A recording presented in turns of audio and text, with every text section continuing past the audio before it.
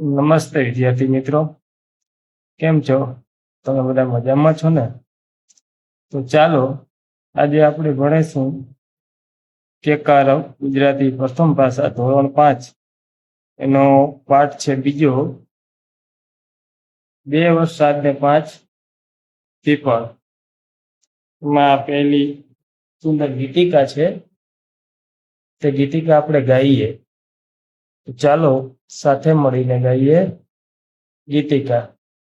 અષાઢી સાંજના અંબર ગાજે, અંબર ગાજે મેઘા ડમર ગાજે. અષાઢી સાંજના અંબર ગાજે, માતેલા મોરલા ટંકા બોલે, ટંકા બોલે ધીરી ઢેલડ ડોલે.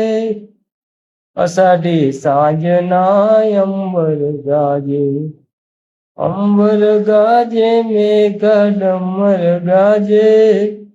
અષાઢી સાંજના અંબર ગાજે, ગરવા ગોવાળિયાના પાવા વાગે, ગરવા ગોવાળિયાના પાવા વાગે. પાવા વાગે સૂતી ગોપી જાગે, અષાઢી સાંજના અંબર ગાજે, અંબર ગાજે મેઘા ડમર ગાજે. અષાઢી સાંજના અંબર ગાજે, વીરાની વાડીઓમાં અમૃત રેલે, વીરાની વાડીઓમાં અમૃત રેલે. અમૃત રેલે ભાભી ઝરમર ઝીલે, અષાઢી સાંજના અંબર ગાજે, અંબર ગાજે મેઘા ડમર ગાજે. અષાઢી સાંજના અંબર ગાજે, ભાભીની રાતી ચોળ ચૂંદડ ભીંગે, ભાભીની રાતી ચોળ ચૂંદડ ભીંગે. ચૂંદડ ભીંજે કોડે બેટો રીજે, અષાઢી સાંજના અંબર ગાજે, અંબર ગાજે મેઘા ડમર ગાજે. અષાઢી સાંજના અંબર ગાજે. વિદ્યાર્થી મિત્રો, આ ગીતના રચનાકાર લેખક છે ઝવેરચંદ મેઘાણી. કેવું તમને આ ગીત સરસ લાગ્યું ને? જે આ ગીતમાં કઈ શું કહેવા માંગે છે કે અષાઢ મહિનાની સાંજના અંબર, અંબર એટલે આકાશ, આકાશ આખું ગાજે છે અને મેઘરૂપી ડમર પણ ગાજે છે, વાદળો ગાજતા હોય ને.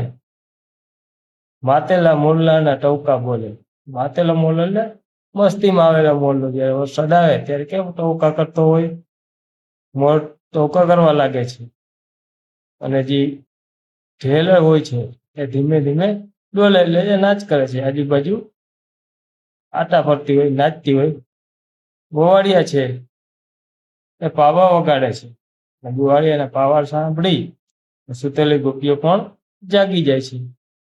વીરો એટલે કે ભાઈ, ભાઈની જે વાડીઓ છે એમાં અમૃત લે છે, અમૃત રૂપી પાણી રેલાય છે. અને આ પાણીને ભાભી ઝરમર, ઝરમર એટલે હાથો વડે, હાથો વડે ઝરમર જે પાણી પડતું હોય ઝરમર, ઝરમર હાથોથી ઝીલવાનો પ્રયાસ કરે છે. જેના કારણે ભાભીની ચૂંદડી પણ ભીંજાય છે. ચૂંદડી ભીંજાઈ જાય એટલે બાળકોને પણ વરસાદમાં મજા આવતી હોય. એના ખોળામાં જે બાળક હોય છે બેટો, એ પણ આનંદમાં આવી જાય છે. રીજવું એટલે આનંદ થવો. અષાઢી સાંજના, અષાઢ મહિનાની સાંજના આકાશ ગાજે છે અને મેઘરૂપી ડમર ગાજી રહ્યા છે, એવું આપણે ઝવેરચંદ મેઘાણી કહે છે. હવે બીજી પ્રવૃત્તિ છે અભિનય સાથે વાંચો અને ભજવો. તો તેમાં બે પાત્રો છે, પહેલવાન અને ધાબળધીંગી. પહેલવાન કહે છે, આવ બચુડા મારા વાલા, બાપુ પાસે આવ. ધાબળધીંગી, એ ના હો બેટા રીછું, ત્યાં ન જતો, મારશે તને. પહેલવાન કહે છે, હું તો રમાડવા બોલાવું છું. ધાબળધીંગી, બળદીગી કહે છે, પહેલવાન ખબરદાર, મારા બચ્ચાથી તો તું આગો જ રહેજે.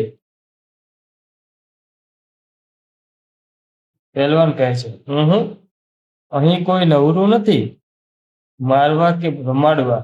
હું તો આ ચાલ્યો મધ ખાવા. સંવાદ છે પહેલવાન અને પછી આ તમારી જોડીમાં ભજવવાનો છે. બે મિત્રોએ જોડી બનાવી અને બે એક એક પાત્રજી કહે છે, ધાબળધીંગી અને પહેલવાન, એ તમારે ભજવવાનું છે.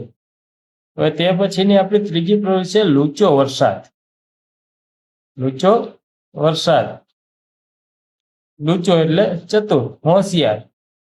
કોઈ પણ પ્રવૃત્તિમાં હોશિયાર હોય આપણે એને લૂચો કહીએ છીએ. તો જોઈએ કે આ પાઠમાં આપણે લેખક શું કહે છે. હું તો હવેથી આ વરસાદ સાથે નથી રમવાનું. એ બહુ લૂચો છે. બપોરે હું સૂઈને ઉઠ્યો ત્યારે બારણા બંધ હતા. બહાર વરસાદ વરસતો હતો. એનો અવાજ આવતો હતો. મને લાગ્યું કે તે હસે છે. ખરેખર એના અવાજ પરથી તો તે હસતો જણાતો હતો. પરંતુ હું દોડતો બહાર તેની સાથે રમવા ગયો. ત્યાં જઈને જોઉં છું તો ભાઈ સાહેબ ધોધમાર રૂએ છે.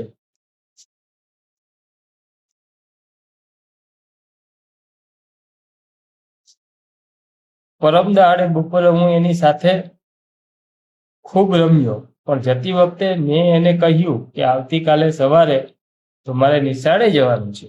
માટે તું બપોરે આવ તો આપણે ખૂબ રમીએ. પણ એ લૂચો તો સવારે જ આવ્યો. ભલે એ જો સવારે વહેલો આવ્યો હોત તો બહુ બહાનું કાઢીને નિશાળે તો ન જાત. પણ એનો વિચાર તો મને ખાસ પજવવાનો હતો. પજવવું એટલે હેરાન કરવું હતો. એટલે વહેલો આવે જ શાનો? અમે લગભગ નિશાળે પહોંચવા આવ્યા ત્યારે રસ્તામાં જ મળ્યું અને બોલ્યું, ચાલો રમવા. એટલે કેમ બને? નિશાળે જતા વાર થઈ તેથી મારની બીકે હું ધ્રુજતો હતો. મહેતાજીને લાગ્યું કે હું વરસાદ સાથે લડ્યો અને પલળીને ઠરી ગયો તેથી ધ્રુજતો હોઈશ. વરસાદનો સ્વભાવ કેટલો વિચિત્ર એટલે અલગ. જ્યારે એની સાથે રમવા જાઉં છું ત્યારે કદી સીધી રીતે રમતો જ નથી. તો તે પહેલો પડે છે ને પછી મને પણ સાથે પાડે છે. એ પડે છે ત્યારે એને તો કંઈ વાગતું નથી, મને તો વાગે છે અને વળી મારા કપડાં પણ બગડે છે. તે વધારાનું. મારું દુઃખ જોઈ એ મોઢેથી હસે છે અને આંખોએથી રૂએ છે. રાત્રે પણ એ નિરાતે સૂતો નથી. મેં એને કેટલી વાર કહ્યું કે ઉનાળામાં આવજે, તડકો બહુ પડે છે, ત્યારે તારી સાથે રમવું મને બહુ ગમે. પણ ઉનાળામાં તો એ ભાઈ ભાગ્યે જ પધારે છે એટલે ક્યારેક જ આવે છે. કોઈ દહાડો બહાર જતી વખતે જો હું સાથે છત્રી લેતા ભૂલી ગયો હોઉં તો એ જરૂર આવતો. પણ જો હું મારી પેલી નવી સ્વદેશી છત્રીનો ભાર સાથે ઉપાડીને ફરું તો એ દૂરથી જ ડોક્યું કરે. મોર સાથે પણ એ એવા ચાડા જ કરે છે. ભલે ને મોર એની તરફ જોઈને એને આખો દહાડો બોલાવ કરે, પણ એ આવે જ નહીં. અને પછી ઓચિતો આવીને એટલા જોરથી એના પર રસ્તો કૂદી પડે કે મોરના સુંદર આંખોવાળા પીછા ભીંજવી નાખે અને બિચારાની બધી શોભા બગાડી નાખે. ચકલીને પણ એનો તોફાની સ્વભાવ નથી ગમતો. કૂકડો તો એનાથી ત્રાસી જાય છે. ગાય બળદને પણ એમ જ હેરાન કરે છે. બકરા તો એનાથી એટલા ગભરાય કે વાત ન પૂછો. બસ એક બતક અને ભેંસ એ બે એનાથી બહુ ખુશ રહે છે. પણ હું તો નથી થોડી બતક કે કાળી ભેંસ, માટે હું તો હવેથી આવા વરસાદ સાથે રમવાનો નથી. આપણા આ પાઠના લેખક છે કાકા સાહેબ કાલેલકર. જો મિત્રો આપણે કેવું જોયું વરસાદમાં કે વરસાદ સાથે લેખકને રમવું તો ગમે છે. જ્યારે લેખકને રમવાની ઈચ્છા હોય, શાળે જવાનું હોય ત્યારે વરસાદ આવે છે. ને એ પણ મોડો આવે છે, જ્યારે નિશાળે પહોંચવા આવે ત્યારે આવે છે, વહેલો આવતો નથી, એટલે મજા આવતી નથી. એનો સ્વભાવ વિચિત્ર હોય છે ને. વરસાદ પડે છે અને વરસાદ ના પડવાથી આપણા લેખક પણ પડે છે, વરસાદને લાગતું નથી, આપણને તો લાગે ને. અને કપડાં પણ બગડી જાય છે, અને તો કપડાં બગડવાનો ડર હોતો નથી. છે ને સરસ મજાનો પાઠ. તમને આ વિડીયો અને પાઠ કેવો લાગ્યો એ કોમેન્ટ કરીને જણાવજો. જો તમને આવા જ વિડીયો ગમતા હોય તો આપણી ચેનલને લાઈક, સબસ્ક્રાઈબ અને આ વિડીયોને તમારા બીજા મિત્રો સુધી પણ શેર કરજો, જેથી તે કરીને એને પણ આ જોવા મળે. હવે આગળની પ્રવૃત્તિઓ જે છે આજ પાઠની આપણે બીજા વિડીયોમાં જોઈશું.